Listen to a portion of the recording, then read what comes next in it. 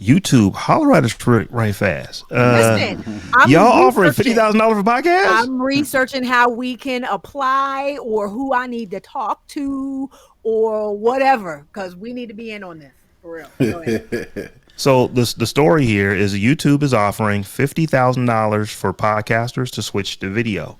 And it's not just that. They're not just stopping there. It's like $50,000 for like individual podcasts. But if you're like a podcast network, it's what is it, $200,000 to $300,000 that they're offering for it?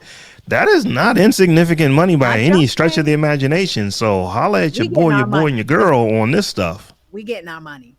So it seems like, Google and YouTube, to the extent, is trying to get more people on the platform, specifically with podcasters, because again, like you said, most podcasters, we start audio first and then maybe say, okay, well, like ours. So for perfect example, it's like, okay, well, we need to put some stuff on social media. Let's make video. All right. Well, where are we gonna host the video? YouTube, right? And just throw it on YouTube, right? But I think YouTube is seeing, or Google as a parent company, or I guess higher up, Alphabet, is seeing that, okay, well, there are a lot of people doing that, so let's go ahead and help these folks out, or try to get them to step up their video game, which Robb mentions not cheap, which is why they're offering $50K for individual publishers and up to $300,000 for podcast networks. They're grants, not loans. Again, there's no more information known about this. Is there a application process? Are they just going to pick people? Is it going to be based on numbers? Is it going to be how many? Reach out to some folks on LinkedIn and be like, yo, holla. YouTube trying to get some of that Spotify money back. Right. Joe Rogan was on that platform for a long time and, went to Spotify when they, cut him that huge check. And I think they're trying to get some of that content back. They probably won't get him back, but some of the content that could be driving eyeballs to their site back on the platform to create a separate podcast vertical. Absolutely. Yeah, I think another angle of this is that's probably a big part of it. Another big part of it is that Google is trying to be that big giant company that is always flirting with antitrust type stuff because of how big and everything that they're doing. And it's like, oh, you know what? These companies are making money doing podcasts. Maybe we should too. So it's just another thing, another tentacle under the umbrella of tentacle. That's of Google. That's a good way to describe it. Another tentacle. And ultimately, if they know what you're listening to, they know what ads to push to you, because there's no question in my mind. They're not going to be keeping, they're not going to keep data on who's listening to what. Because, it's just like, if I know what you watch every day and I know what you listen to every day, I probably can figure out a company to put in front of you that you might find appealing. So I definitely see that, from a Google standpoint. But here's something here's something I didn't know about Google. Do you guys realize how many people actually listen to audio first or audio only podcast on YouTube? It's like, I don't think it's quite 20%, but it's like, it is a big number. It's like 17, 18%. Is it Google Podcasts? What platform are they getting this information from? The reason why I ask is because, Google has been trying this and they're up to their fourth attempt on trying to do podcasts. And then the next thing up is supposed to be YouTube podcasts. I don't know how this whole video thing fits in all that, but where are they getting this information from when they don't have like a one thing? Apple has podcasts, Spotify has Spotify, Google's like this. All right, we still trying a bunch of things. So this number isn't necessarily coming from Google. It is coming from people's statistics on how many people, like they're looking at, okay, we have, so for example, we actually have, several different channels. We have our channel for the public that everybody can get to by going to by going to thetechjohn.com and just getting our feed, right from there. They can see, we can see how many people are listening to our show based on that.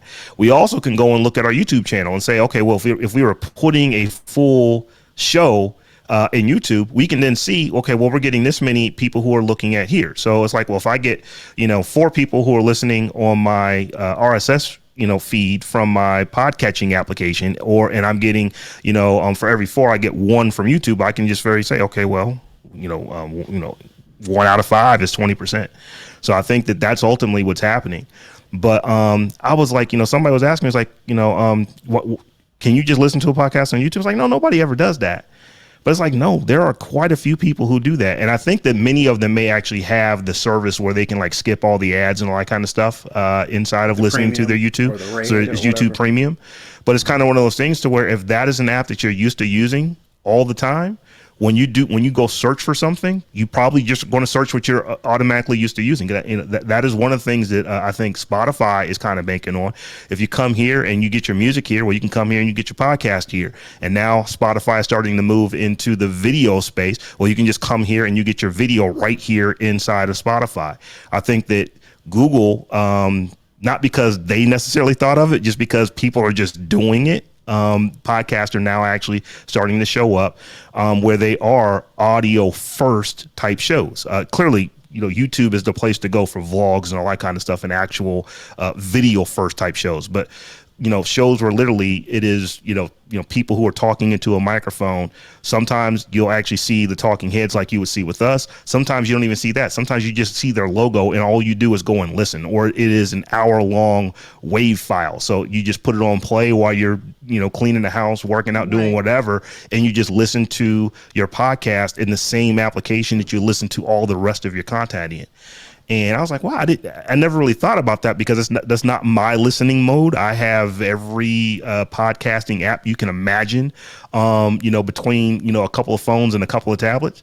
But I guess for like a lot of folks, like it's just easy to do. I guess, yeah, because Google is the second largest search engine in the world. Right. I'm not Google. YouTube is the second largest search engine in the world. So, if the longer I can keep people on this platform, and then for the podcasts themselves, if I'm just doing a quick upload after I have recorded anyway, just so it can live on that platform as well. And now my SEO is better. Now my ability to be found is better. Now my reach can be better. Like, why wouldn't I put it up there if I could? I'm surprised it's only 20%, truthfully. But yeah, it's just like, why not? But I was just like, I just would have never guessed that many people were listening to podcasts via a visual first medium. But I guess, like I said, it's just easy to do. Now here's something that also kind of shocks me: how bad podcast discovery is and why Google hasn't addressed this or fixed it yet. It is hard to find a good podcast. It really is. Discovery is not there. If you go, like most people automatically, I'm just going to go to iTunes and look there. If you know the name of a show, you can probably find it. But if you're looking for, I just want a show that has these characteristics, you'll get the top 2-3%. But beyond that, it's just very difficult to discover podcasts. That is not a nut that has been cracked yet. And I'm just shocked that Google has not done this. So I'm wondering now, because they have definitely in the last couple of years, they have fully pushed into the Google podcasting app. I think that's what they've settled on. They've made it part of Android. It actually, is a web app, is in addition to an actual APK file that you can download and physically install, but you don't have to have it installed. You literally can just go and start listening to podcasts right on your Android phone without having to download anything. And then you have the opportunity to actually install the application if you choose to go further with it.